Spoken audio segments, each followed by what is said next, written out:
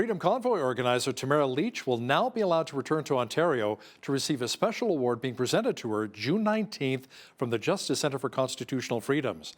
Ontario Superior Court Justice Kevin Phillips says the courts are not the thought police and are not in the business of controlling political views. He says Tamara Lich has not breached any of her bail conditions. Now, to discuss this in more detail is Eva Chipiuk, a lawyer with the Justice Centre, who joins us now from Edmonton. Eva, Justice Phillips did say, however, that Ms. Lich cannot go on social media? He maintained that restriction as a bail condition, that she cannot even log in on social media.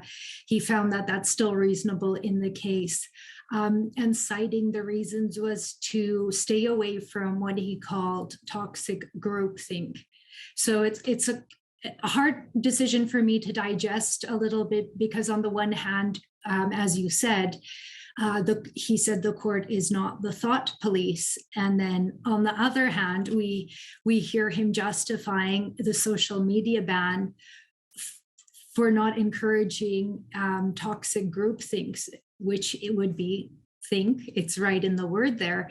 It's not conduct; it's thought. So, Eva, what is the latest with Tamara Lich's case? This is actually the third bail review, which is quite uncommon in a criminal matter. The first one she was denied, you might recall. Second was an appeal of the bail, and then the initial bail conditions were imposed on her. This was an appeal of those bail conditions, and as we discussed, it's basically remained the same, but for she's now able to enter Ontario, minus a portion of downtown Ottawa.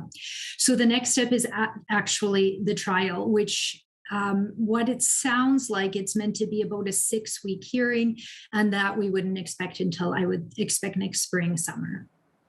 That was Eva Chipiuk, lawyer with the Justice Centre for Constitutional Freedoms, joining us from Edmonton.